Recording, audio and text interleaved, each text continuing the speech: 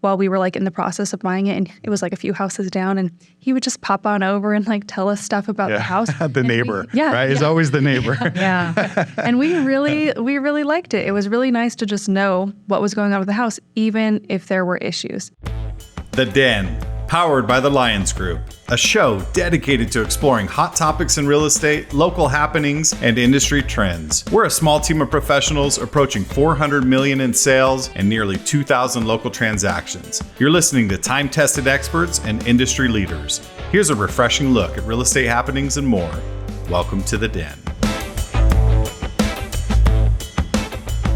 Hello, everyone. Welcome to The Den. And today we'll be discussing all things surrounding going to the market. That's going to include your pre-inspection. That's going to include all the checklists that you should be doing or not doing, or should we just run out and put a sign in the yard? Let me introduce my co-hosts. We're the Lyons Group. To my left, Paul, hand me the Rockberry, Melissa, Let's Go, Glasgow, Aspen, the Ninja Groen, and Shannon, the boss, Martin Martinez. My name is Ben Lyons, and I'm your host here at the Lyons Group, and we're excited to talk to you today about taking your home to market. Oh, don't shake. I think we have to go. We have a signature move now. What? Melissa, let's go. Let's go, guys. Let's go. I love it. That's awesome. All right, we'll dive in right in. Let's talk about it. So if you're thinking about putting your home on the market, what should you be thinking about? Let's talk about kind of the process first, and then we'll dive into the dreaded pre-inspections. Kind of like going to the dentist. You know, you dread it, but then when you do it, it's not so bad. But thoughts? You should always call your realtor. Okay. Step one. So whenever you're doing that, I think you do need to come in with an expectation of, okay, so I think it's really important to get a realtor who's going to be honest with you. And also, what do you want from this house? Would you like to put some work into it and maybe get a little bit higher price? Or do you not want to do the work? Do you want to just sell it as is? And what those different options can look like, because it's going to be different for everybody. So having someone come in and seeing what your expectations are and having them have a conversation with you, not someone coming in and giving you this big old long checklist that maybe you don't even want to do because you just want to get rid of the house.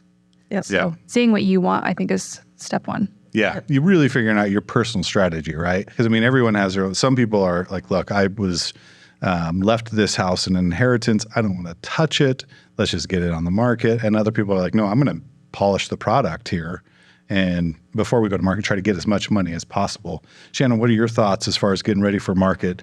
Should you go down a checklist? Should you, you tell me what you would do as a seller if you were selling your personal home. Well, if I were selling my personal home, I like pre-inspections.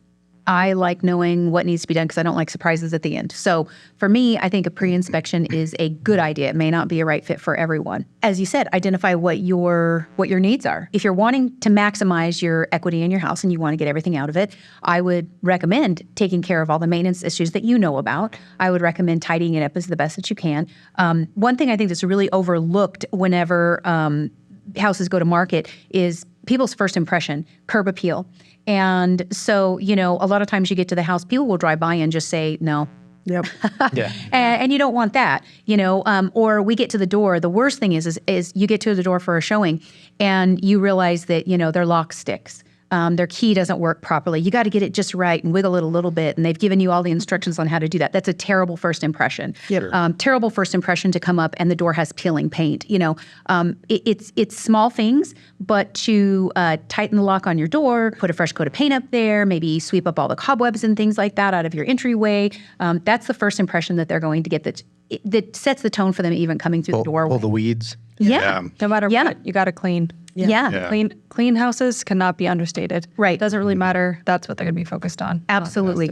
I actually had a home I showed years ago, and this pops into my head because the house was very nice. It was a rental property, and it had been completely remodeled. It was in very, very good condition. But the tenant was very messy, and they had dishes, literally the entire countertop, just dirty dishes everywhere. There was food. It didn't smell too good.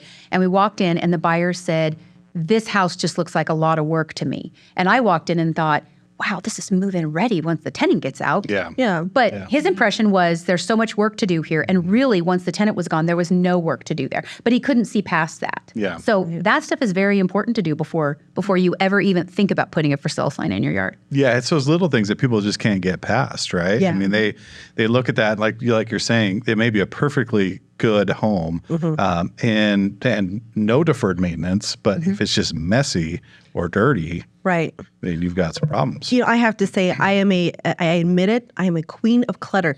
I have piles. But when you're selling, and when I was selling, you have to cut that down. You have to start boxing things up and getting it ready, because you don't want a buyer coming in and looking at your stuff. You want them to look at the house.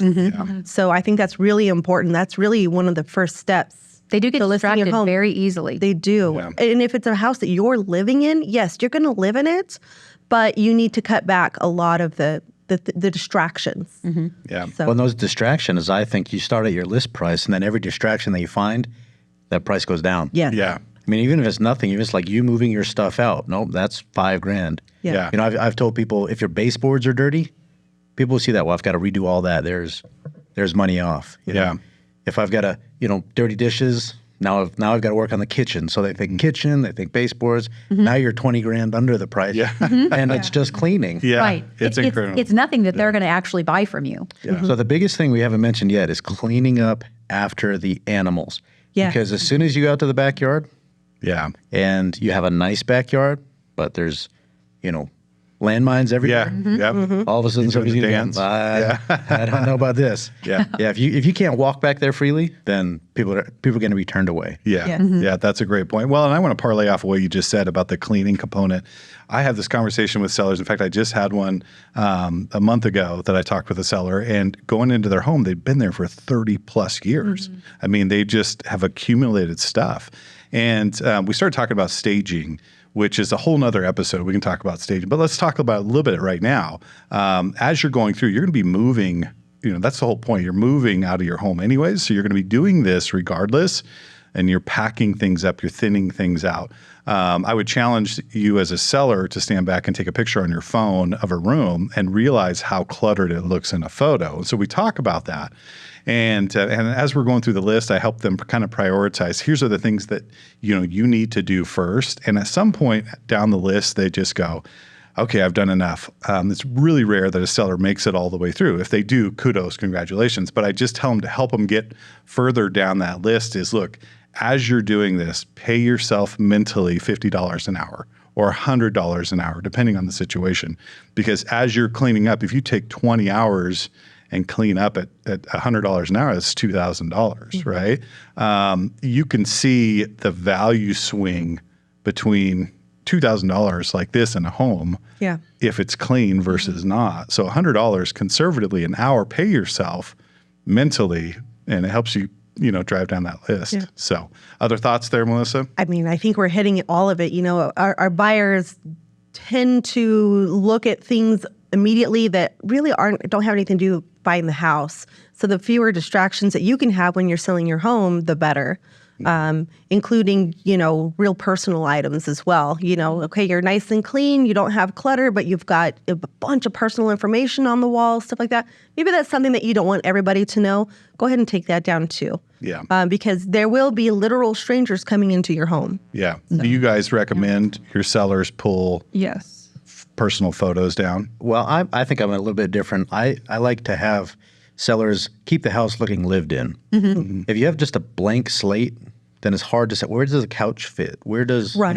where do I put the TV? Those types of things. But if you've been living in the house for a while, you know what works best. Yeah. So leaving, not necessarily the wall of pictures everybody has in their hallway. Yeah. I've got one too. Yeah. But I mean, if you're going to sell your house, you thin that out a little bit and just make it look, well done. The refrigerator full Yeah. of magnets, Yeah. every note Yeah. of every appointment, Yep. everything that, every drawing from your kid. Medications. Yeah. Yeah. Yeah. Put them away. All away. Yeah. Yeah. So then you start getting into some personal items. Yeah.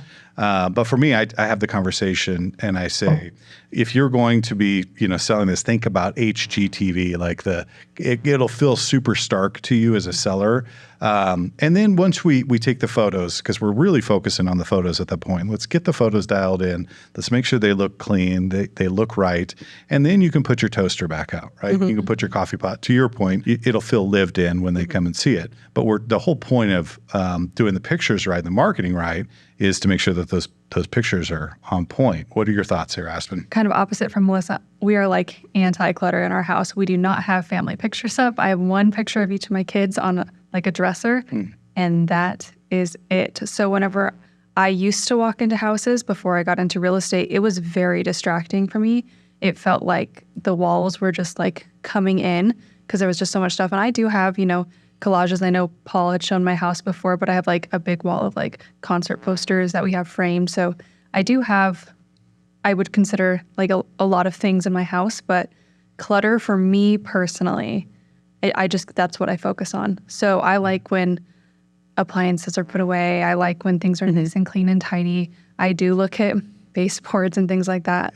Under the sinks, people are going to check, you don't want to make sure stuff like that's cleaned up, like if it's leaking or anything like that. Yeah. So I am pretty sensitive to those kind of things. So whenever I walk into a house, I think I can kind of spot those things pretty quickly just because that's how I like my personal house. My daughter just mentioned the other day, she's like, Mom, we don't have a family picture up. I was like, oh, yeah, we don't. So I could probably warm up my house a little bit, but so I'm kind of on the opposite end of the spectrum. Yeah. So, and to Shannon, to your point, I think, you started off with curb appeal. I mean, that's the most important thing. Yeah. So when you walk up to a home and you see that the rain gutter is kind of, pulled off the house, some of the trim hasn't been touched up, you look at the windows and they haven't been cleaned. The first thought is, well, what else is deferred? Right. Yep. What else is deferred? Yeah. Well, when you see a big beehive in the eaves too. Yeah. Right. Got to get all of that out. Yeah. Or like the bushes not being, you could tell they haven't been trimmed in years type of stuff. Yeah. I think this is why it's really important for people, when you're listing your house, to understand, don't be offended when your realtor gives you advice. Yeah. We work with the buyers. We're walking them in these houses every day. We know what people are looking at. So I've actually had people that were, you can tell they're taken back when you say, you might want to clean up these baseboards a little bit. Yeah. And they get a little bit offended. But, buyers do notice that. Sure. They do notice that, I can smell your dog in the house. Maybe put some Febreze on your couch. Yeah. It's not meant to be offensive. Sure. Tidy up all the, you sit on the patio and, you drink bottles of water and they just toss them in the corner or something. And you say, tidy that up. That's not something that people need to see. And sellers might be a little taken back by it. But, we're not doing that because we're not criticizing your cleaning abilities. We're not criticizing your lifestyle. We're telling you what a buyer is going to be looking at. Don't let this be the reason why they don't even consider your house. Yeah. Yeah. And it takes all kinds of people to make the world go around. Some are very visual. Some are a little more analytical. Some people can see beyond stuff and some people can't. I mean, I've worked with all kinds, and I can tell you the vast majority of people that I work with cannot get past. Yeah. They don't have the ability to see beyond what's in front of them. And that takes a special buyer to be able to go, I can see through this mess and this is really a gem. But you don't want to be in that position. Why would you put yourself in that position as a seller? It's kind of like the whole thing, if you're going to sell your car, wouldn't you want to detail it first? I mean, it would be, vacuuming every little corner because it's certainly going to bring you more money. But there are instances where it just doesn't make sense, Sure. So, and that's understandable too. So let's circle back to the dreaded pre-inspection and get your thoughts on that. Paul, you want to kick us off on thoughts for a pre-inspection? Well, I think it's a good idea. It's a tough thing to sell to somebody that says, I want you to spend $500 maybe on a pre-inspection, and then we know what needs to be fixed. Then we have to, now that we know about it, we have to put it out there that these things are wrong. If you're going to come up to a roof issue or a plumbing issue or something like that, you should fix it before we allow buyers in there. A lot of times that we know about it, sellers kind of change their mind about how they want to market things. I've had some major issues come up in a pre-inspection, and there's been very few pre-inspections. But some issues come up and they decide to wait instead of market and put it on the market right now because I think they'll get less and they can't afford the repairs. Sure. But I think it's a great way to know what what product you're putting out there. Yeah. And to know, you pretty much control the conversation about repairs once we do inspections or once a buyer does inspections. Yeah, you have the game within the game. So you go under contract, right? And you're a seller and you've got this contract, this buyer wants to pay you the money, and then, oh, wait a minute, we got another game we're going to play here, and that's the inspection period.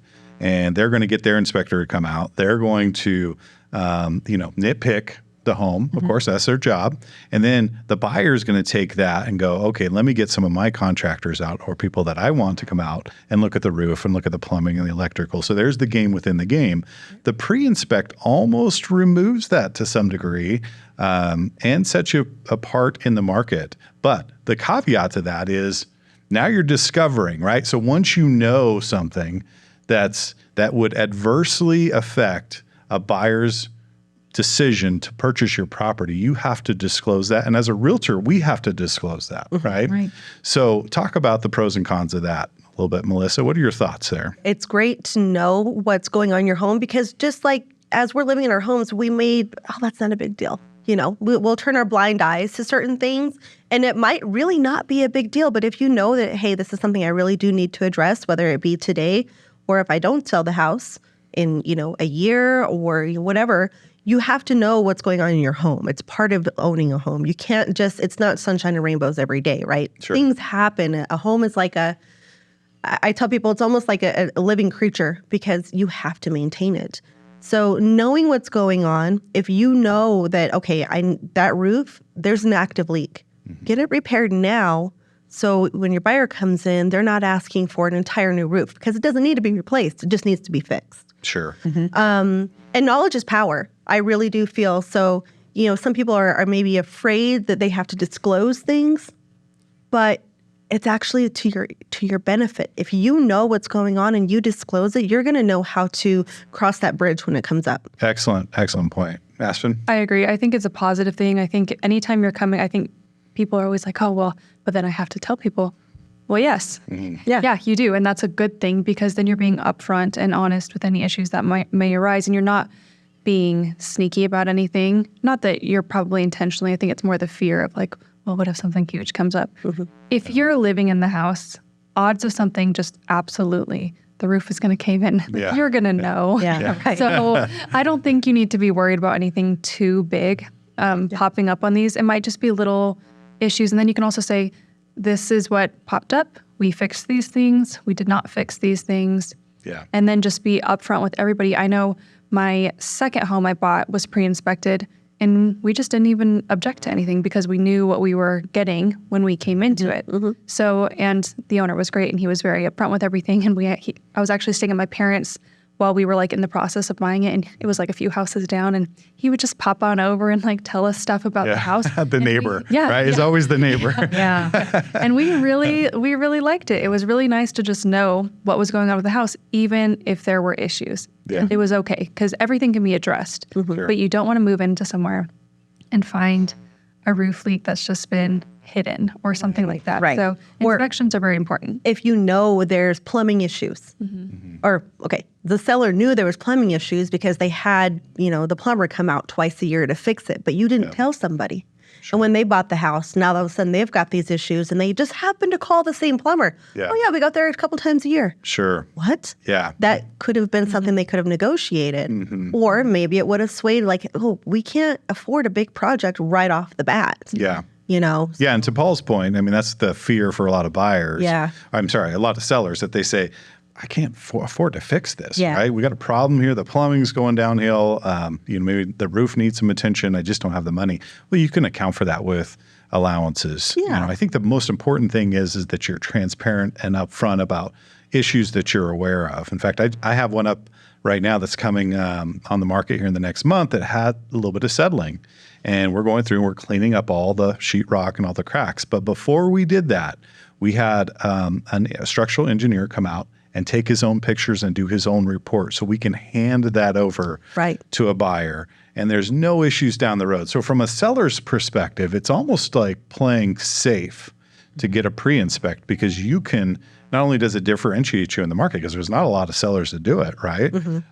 You can also put yourself in an advantage of like, look, I'm going to clear space down the road so there's no liability that's going to come back on me. I've been honest and upfront Yes. with that.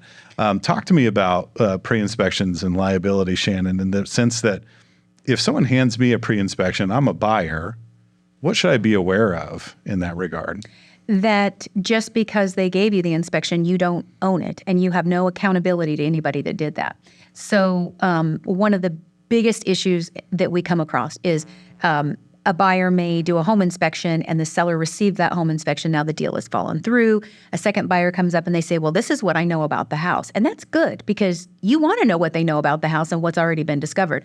But maybe that buyer says, this looks good to me and I'm going to buy it. And then 2 months after they move in, their home inspection showed that there was no leaks in the house. And clearly, the drywall behind the shower is wet and it's been doing that for years. And they didn't get their own inspection. And now they would like to go after that home inspection because they made a decision based on that. You don't own that. That's they right. didn't do that work for you. That home inspector does not is not well. You're not the client of that. That's right. Home Right. inspector, right?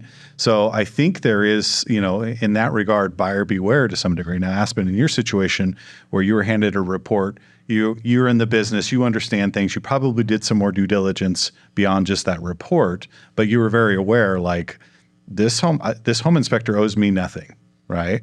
Because I didn't hire him. This is not technically my report. This is information I can use. And if you understand that, you can use it the right way. Yeah, we come from a kind of a unique background. That was not our first house. My husband came from construction. We've already been in the process of flipping homes. We were gutting the whole thing anyways. Yeah. We didn't really care if the carpets were ruined or if there was issues with, the roof or what. It didn't matter to us. It was nice to know these things. Like there was something kind of funny. The AC for the evaporative cooler, instead of being on the outside, was actually connected under the sink in the bathroom. Oh, wow. So it was nice to know those Some kind things of like that, funky yeah. things. Yeah. But for us, it wasn't a big deal at all. But I could see for somebody else them being like, oh, this is a little bit bigger project than I'm wanting to take on. So yeah, and with that, if it was my client who maybe wasn't as familiar with construction or anything like that, it's a great point to be like, okay, well, so we have this and it's maybe you're intimidated by, let's just stick with the roof. Let's get some roofers out there. So instead of having to wait for the inspector to come out, do the inspection, and then get specialized professionals in there, let's just start bringing people out. We already know their problems that you might not be comfortable with. So let's get someone else in there. That's a great point. I mean, usually the home inspection for me is a trigger tool, right? Because the inspector is licensed, but they may not be a licensed electrician or a licensed plumber or a licensed roofer. So it's a trigger point to say, okay, there's maybe something going on here. Let's get a licensed professional out to give another opinion. So that's where you can save some money as far as a buyer is concerned. I don't have to pay for a home inspection at this point. I'm willing to take the risk that this inspector has no obligation to me, but I see where the trigger points are. I can call these professionals and have them come out and take a look at the house. So interesting discussion. I think that it's a case by case to a large degree, but let's move on to the speed round, because here's the big question for today. Should you do a pre-inspect on your home when you're preparing to sell? So Shannon, we'll start with you. Yes or no? Yes, it's going to put you in the driver's seat. Okay. I would prefer to know what's going on, handle it the way I'm going to, and offer the property and let them make a decision based on that, rather than finding something out after negotiation and trying to figure out how to make it work. Fair enough. Aspen? Yes, if you have the disposable income for $4,800, I think yes, because if you're going to put yourself in the hole for it, maybe it's not the time for you. But if you have a little bit of wiggle room, and I think it's a great tool to be able to use. And just for clarification, 400 to 800. I'm just using an average. Yeah. I don't want to Yeah. give a specific Yeah. number, So- but somewhere in that range is probably about cost. as general Yeah. inspection is in this area. Yep. So Yep. so anywhere between $400 and $800. Yeah. Melissa, your thoughts? I'm on board with the ladies. Yes, I think it's a great tool to have in your pocket if you've got the funds to get it done. Yeah. So Yep. That sounds good. Paul? I think in having all the available information you can is the best position to negotiate from. So I would say yes. Excellent. And my final thoughts would be, if you have the ability and it's a right situation, get that pre-inspect. It can remove the game within the game to a large degree. Some buyers will just take the pre-inspect and go, I'm happy. But the other thing is, you know what you're selling, and that's a big key to leveraging your asset there. Having said that, I do have a small caveat that if I inherited a property and I really didn't want to, I wanted to be a total hands-off position, just sell it quickly, liquidate the asset, may not be inclined to do a pre-inspect. Hey, buyer, And that's okay. Buyer beware. It's not required. It can set you apart and be a nice tool. So there's some food for thought for you. So let's move on to my favorite part of the podcast, and this is called the Lyons Pride. This is a section where we get to highlight someone in the community that has done great things for our community. As the Lyons Group, we are powering this podcast. Obviously, we're working professionals that are out in the community trying to make our community better, and we'd like to recognize those that do the same and welcome them to the Pride. So, Aspen, who would you like to highlight today? So I am going to be a little bit cheesy today, and I'm going to nominate my husband, Bryson Ballard. He is the training chief at Farmington Fire Department, and he is also on the large event planning committee for the city. He's very involved on like the back end stuff, so he probably doesn't want me saying anything, but I'm going to anyways because I'm really proud of the work he does. He's been a first responder for about a little over a decade now, so Yeah. very proud of that. Yes, and we're all Very very nice. proud of Bryson, and that is fantastic. There's nothing cheesy about that at all because he little absolutely cheesy. deserves. Well, a little. That's good.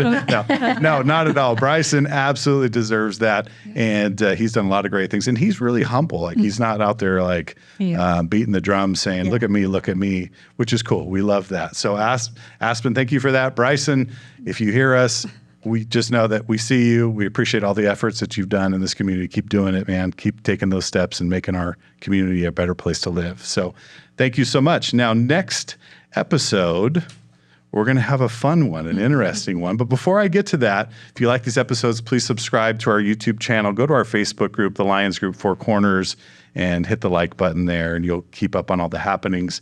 If you want to see a specific topic that you want us to talk about, send an email to team@sjcbroker.com, or you can also comment on the videos, and we'll pick that up as well. So I'd also like to jump in. If you would like a buyer's or seller's guide, so the seller's guide has all of these pre-listing things that you can do, send us an email. We are happy to send you over our seller's or buyer's guide free of charge just for you to look through. Absolutely. So when I was referring to a list in the beginning, people were like, what is this list?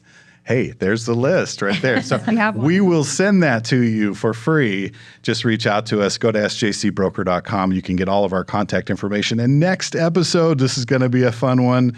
We're going to talk about some fun, wild, shocking stories of past clients. You do not want to miss that. Thank you for joining us at The Den. And until next time. Thank you for listening to The Den, powered by the Lyons Group. Hit the subscribe button to keep informed on real estate happenings. If you'd like to learn more about the Lyons Group, visit sjcbroker.com. Complex markets require complex strategies. The Lyons Group can give you a true advantage in any market. Whether you're buying or selling, residential or commercial, contact us directly at sjcbroker.com. We're time-tested experts with a client-first approach, and we'll see you next time in The Den.